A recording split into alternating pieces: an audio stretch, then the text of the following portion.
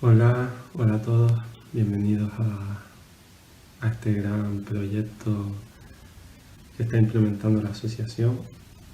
Primero que nada me presento, yo soy Fran, el pedagogo de la Asociación Social Creciendo Yaiza, y pues me toca hablarles de la discapacidad e igualdad. Primero que nada hacer referencia a estas dos frases que tanto me gustan. La belleza del universo no es solo la unidad de la variedad, sino también la variedad en la unidad. Humberto Eco.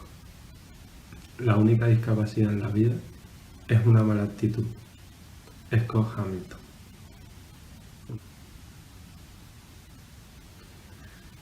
Y pues nada, para introducir el tema, hablar del concepto de discapacidad, que significa totalmente lo mismo que el concepto de diversidad funcional. Últimamente existe una gran controversia entre estos dos conceptos, expresando que el concepto de discapacidad influye en el pensamiento de forma negativa, es decir, infravalorando a este colectivo. Y el concepto de diversidad funcional es la terminología no negativa del concepto anterior. Pero existen instituciones y personas que no lo ven así y siguen prefiriendo el concepto de discapacidad. A mí personalmente es verdad que me gusta más el concepto de diversidad funcional, pero como el título indica, haré referencia al concepto de discapacidad a lo largo de la exposición. Y pues nada, para empezar, decir que en España existe una población aproximadamente de 47.500.000 personas, de los cuales el 9%, es decir, 3.528.221 personas, presentan alguna discapacidad para ver, oír, caminar o comprender. Con el paso de los años, la discapacidad ha dado grandísimos pasos, pero en muchos casos estas personas se siguen mostrando casi invisibles dentro de la sociedad, ya que existen barreras físicas en el entorno, en la comunicación, en la información, además de las actitudes y prejuicios de la gente que limitan el acceso a este colectivo en aspectos fundamentales de su vida, como es el caso de la educación, el trabajo, el disfrute de actividades culturales y de una vida libre de violencia, sin dejar atrás los gastos que tienen por motivos de su discapacidad y que en ocasiones no están cubiertos por la administración pública. Todas estas desigualdades hacen que las personas con discapacidad se encuentren en una posición social baja dentro de la estructura social, formándose de esta manera pues un problema social. Para esta presentación voy a centrarme en dos ámbitos, el ámbito de la educación y el ámbito del trabajo, para así observar algunos derechos que presentan las personas con discapacidad y que en ocasiones se intentan esconder excluyéndolos socialmente. En primer lugar, vemos las desigualdades en el acceso a la educación, ya que según los datos se ha producido una gran mejoría en las desigualdades que se presentan dentro del sistema educativo. Sin embargo, aún podemos mejorar muchísimo la educación para este colectivo. Las personas con discapacidad tienen derecho a una educación gratis y de calidad, al igual que todos los otros alumnos y alumnas del sistema educativo. Además, las instituciones públicas deben asegurar que la educación se da de manera inclusiva para estas personas en todos los niveles, teniendo en cuenta las diferentes necesidades educativas y los apoyos que deben de tener las personas con discapacidad. Por otro lado, tener en cuenta que se puede pedir la adaptación curricular individualizada, la cual se divide en dos tipos, significativa y no significativa. Esto hay que tenerlo en cuenta porque sobre todo las no significativas que se pueden llevar a cabo sin un diagnóstico previo, si encuentran alguna necesidad en su hijo o hija, hay que comunicárselo a su profesora para que lleve a cabo esta adaptación curricular individualizada. Las significativas son aquellas en las que se modifican los elementos básicos del currículo, debido a que las características del alumno o alumna no presentan la capacidad adecuada para alcanzar los objetivos propuestos para el curso. Esto quiere decir que se le atrasa al alumno o alumna con respecto al resto para seguir evolucionando en su nivel educativo. Para que esta adaptación curricular individualizada se lleve a cabo, debe haber un diagnóstico psicopedagógico previo en el que indique la discapacidad del estudiante. Y por otro lado, las no significativas, que es la que nombraba anteriormente. Son adaptaciones en cuanto al tiempo, a los tiempos, las actividades, la metodología, las técnicas e instrumentos de evaluación. En un momento determinado, cualquier alumno o alumna, tenga o no necesidades educativas especiales, puede pedirlas. Es decir, cualquier alumno.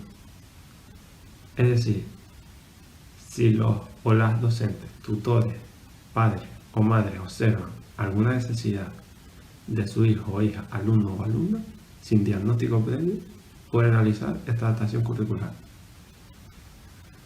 Ejemplo, pues para aquel alumno que presenta un principio de TEA, la profesora, empleando el mismo contenido, el mismo examen, puede acudir a una estructura de examen diferente al de los demás. Es decir, primero pone las preguntas de un tipo, después las preguntas de otro tipo, después las preguntas de otro tipo, ayudando de esta manera al alumno pues a que se estructure su cabeza mejor y pueda realizar el examen de mejor manera. Y para aquel alumno que presenta problemas de atención, pues por ejemplo, se puede ejecutar el cambio de sitio en clase poniéndolo en primera fila, o además optar por la salida al pasillo en mitad de la clase para despejarse 5 o 10 minutos y volver a entrar, realizando de esta manera una similitud a la técnica de estudio Pomodoro, pero dentro del aula. Esta técnica de estudio se resume en que los alumnos estudian 20 o 30 minutos, descansen 5 o 10 y vuelvan a empezar el proceso. Hay que destacar que en cualquiera de los dos tipos sería de gran ayuda que el docente o la docente acudiera al alumno a preguntarle de qué manera puede ayudarle para que muestre un mejor rendimiento, ya que de esta manera se sentirán protagonistas y escuchados. Por último, nombrar la asistencia de los colegios de educación especial, a los cuales asisten las personas con altas necesidades, ya que estos colegios intentan que sus estudiantes puedan acudir a colegios con estudiantes sin discapacidad. Y por último, la desigualdad en el acceso al mercado de trabajo. En el acceso al mercado de trabajo aún existen y persisten las desigualdades hacia las personas con discapacidad. Hay muchas desigualdades en el empleo. Dichas desigualdades apuntan en 3 direcciones principales: la actividad, la ocupación y el salario. En primer lugar, la actividad, ya que significativamente son inferiores las tasas de actividades a realizar de una persona con discapacidad a la de las personas sin discapacidad. Y según los derechos al trabajo, las personas con discapacidad tienen derecho a trabajar. Deben recibir el mismo trato y las mismas condiciones de trabajo que las demás personas. Por otro lado, la ocupación, ya que se escoge en primer lugar a una persona sin discapacidad antes que a una persona con discapacidad, solamente por tener una discapacidad, sin comprobar las habilidades y conocimientos previamente. Y todos aquí sabemos que una persona con discapacidad puede ser más inteligente y tener un coeficiente intelectual más alto que una persona sin discapacidad. En este punto quiero destacar que las instituciones deben intentar dar más oportunidades y aumentar el número de las personas con discapacidad, ya que se exige a las empresas que por cada 50 empleados, un 2% sea discapacidad, y es decir, el 2% de 50 es una persona con discapacidad, por lo que bajo mi punto de vista debemos luchar para que este porcentaje se eleve y normalicemos que la discapacidad es capaz de realizar igual o mejor muchos puestos de trabajo. Además que si nos vamos, como en el anterior punto, a los derechos del trabajo, se considera discriminación cualquier norma que causa a una persona con discapacidad una situación en desventaja.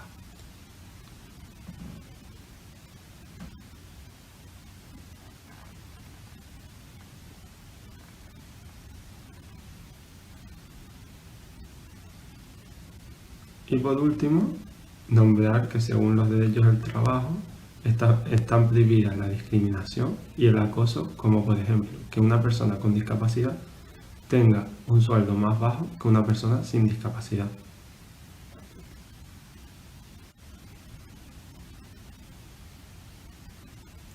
Y ahora vamos a ver un vídeo que se llama Lo Incorrecto, una nueva mirada a la discapacidad, publicado por la Fundación Prevent, para así observar lo que hemos hablado durante toda la exposición.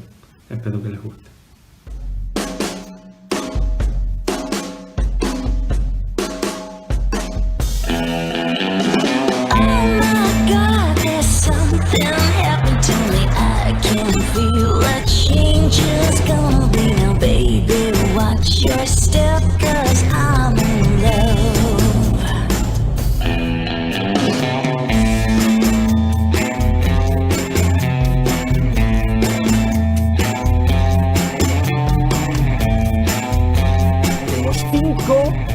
Te devuelvo 50 y 20.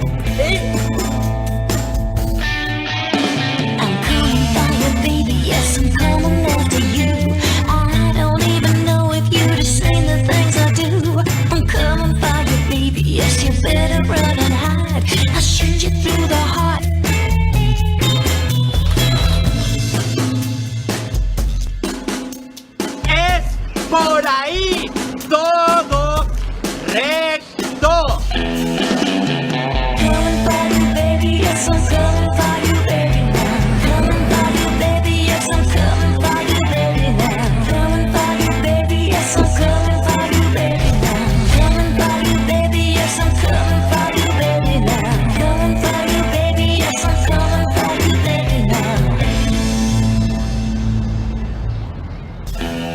¿No te parece ridículo lo que acabamos de ver? A mí también. Te agradezco mucho tu ayuda, pero si la necesito, te lo haré saber. No hace falta que me sigue. Sé que soy sordo, pero puede verte los labios. Si somos dos, ¿por qué actúas como si yo no estuviera? ¿Quién tiene que llevar la ropa? ¿Ella o yo? No me trates como si fuera una niña, por favor. Te entiendo perfectamente. Está muy bien que las ciudades estén adaptadas, pero si las personas no lo están, no sirve de nada. Me siento mal cuando la gente me trata diferente porque creen que no les entiendo. Creo que las personas en general quieren ayudarte tanto que muchas veces el desconocimiento de la discapacidad les lleva a exagerar la ayuda y a pasarse, claramente. La gente no está acostumbrada y cuando habla con una persona sorda, vocaliza mucho más, exagera. Y esto me hace sentir un poco raro. Y también a las reuniones, la gente cuando habla no tiene en cuenta mi presencia. El secreto está en que sepa que habla más despacio y que mire y vocalice un poco más. A veces la gente me trata diferente porque yo creo que se piensan que no los puedo entender, pero seguro que lo hacen con buena fe, con ánimo de ayudarme, pero creo que deberían tratarme con más normalidad. A veces me ocurre que cuando voy a cenar, por ejemplo, a algún restaurante con amigos, A la hora de entrar me mira todo el mundo por el hecho de ir en silla de ruedas, pero luego es como si desapareciese, porque cuando viene el camarero y les pregunta a mis amigos dónde la colocamos, si aquí o allí o dónde estará mejor, pues realmente me vuelvo invisible, ¿no? Llevaba a mi hijo pequeño de 1 año y medio de la mano y una persona, sin dirigirme la palabra, lo cogió en volandas para bajarle las escaleras. Claro, esto a una persona que no sea discapacitada es impensable. Yo entiendo que estas situaciones ocurren por desconocimiento o desconocimiento de la discapacidad en sí, pero me gustaría que algún día se tratara pues, con total normalidad. Sería mejor preguntar antes de excedernos en esta ayuda, porque la ayuda siempre es de agradecer y no se puede ser desagradecido. Pero nosotros somos personas y a veces, incluso con la ayuda, nos podemos sentir mal.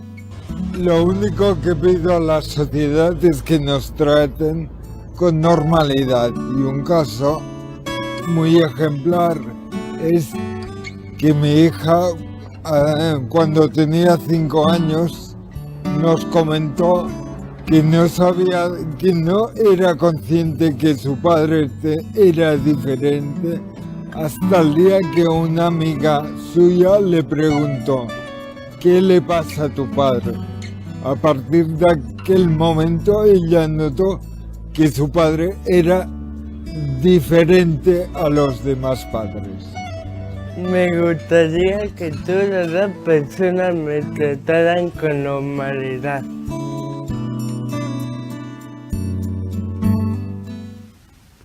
Bueno, espero que les haya gustado el vídeo y, como hemos visto, infravalorizamos a estas personas cuando realmente son totalmente iguales a nosotros.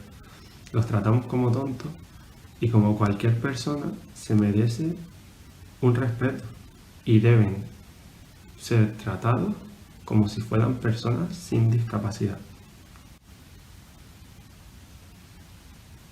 Y para concluir ya el tema, como se ha observado a lo largo de la exposición, encontramos que las personas con discapacidad están en riesgo de exclusión social. Y por lo tanto nos queda un largo recorrido para obtener la igualdad buscada.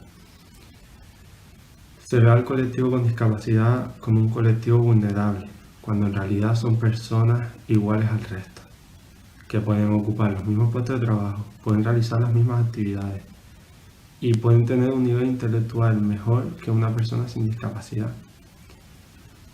Por lo tanto, recalcar el hecho de la lucha por esta igualdad y dejar claro a la sociedad que lo diferente es esencial y que las personas con discapacidad no son personas vulnerables que entorpecen el mundo, sino que son personas especiales que hacen brillar el mundo. Así que, sin más que decir, luchemos por esta igualdad. Muchas gracias y que tengan un buen día.